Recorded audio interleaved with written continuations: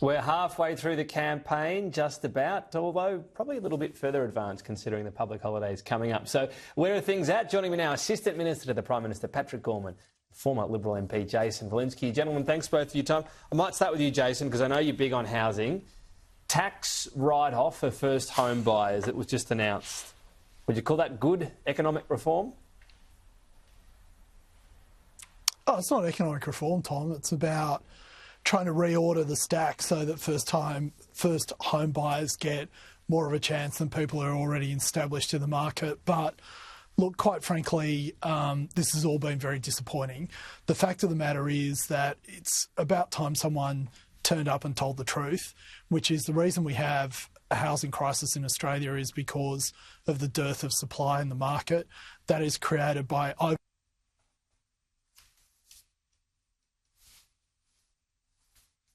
We've got an issue with Jason's microphone. We'll get someone to scurry in and try to fix it.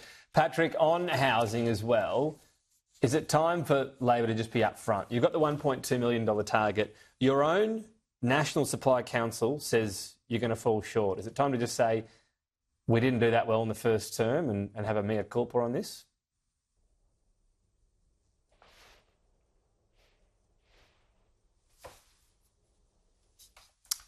All right. We're trying to get them back, having a few issues here. Let's go on to what we've seen roll out over this week. The Democracy Sausage Road Tour is hitting the gas. It's making its way through battleground seats across the country. This morning, Jonathan Lee was 45 minutes west of Brisbane, the marginal seat of Blair, where energy and the cost of living is on everyone's lips. Most people know Ipswich as a tradie town, a working-class kingdom where everyday families are building on their dreams. It sits in the marginal electorate of Blair. And while it's not on a knife's edge, Tom, as we've learned, if the winds of frustration sweep through these streets, it could very easily swing. Ipswich's main mall is quieter than normal. We're told the school holidays mean many families are away camping. They're not luxury holidays. What it means is politics isn't top of mind. I'm not keen on either leader. Why is that? I'm not keen on either party. When it is, people talk about housing, energy prices and the now irrefutably high cost of living. We see people really struggling and small businesses as well because, coffee prices are going to be going up, and that's hard. It's becoming a luxury item for people. So we're super grateful for everyone that comes to our business and actually chooses to spend their money here. Like for us, it's definitely more like household and because we own a home and we want to, but also our friends who don't own a home yet, making that easier for them to potentially get into because it's really hard. There's only one thing I'm worried about is I'm anti-nuclear. You're anti-nuclear? Yes. I'm not keen on that at all. People want to see prices drop. Shane Newman has been the MP here since Kevin Rudd was Prime Minister. He knows Labor's ahead in the polls, but nothing is certain in politics. When we look at the current federal election, you've just about got this one sewn up, don't you? Don't say that, mate. In sporting terms, can I just say it's nil all. No one's cast a vote. You can't take a single thing for granted. So what I'm hearing is you're basically taking your foot off the accelerator and you guys are home. I do not believe that for 1 minute.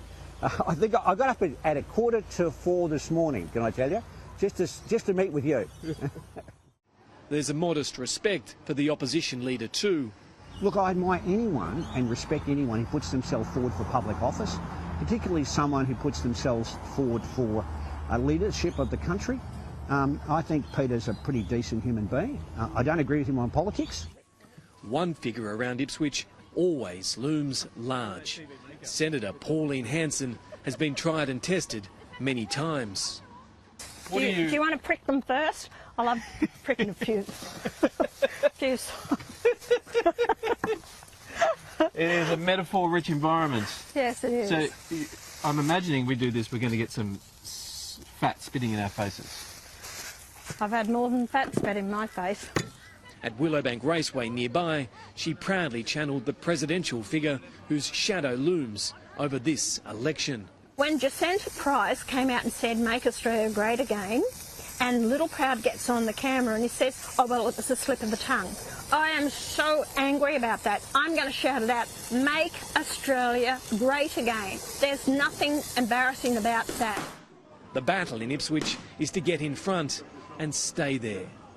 With so many voters still undecided, and that pattern likely to be replicated right across the country, this election, Tom, could still cook up an issue neither party is even yet aware of. All right, we've been having some issues. I'm just going to hope that we've got our panel back, former Liberal MP, Jason Falinski, and Assistant Minister to the Prime Minister, Patrick Gorman. Pat, I was asking you about housing, and I know you love a good straight answer. You're not going to hit 1.2 million. Your own Housing Supply Council says that. Is it time to just have a mea culpa on this? We've already built 450 homes since we came to office, and we are determined to build even more.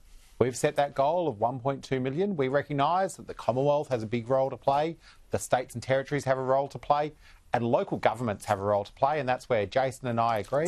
We agree that making sure that local governments do their bit is how we ensure we get more supply into the system and we get more homes for more Australians. All right, I'm being told no one can hear me, which maybe for Jason and Patrick this has been the dream. Maybe they've found the magic button, I'm not sure. I do apologise for the issues we're having.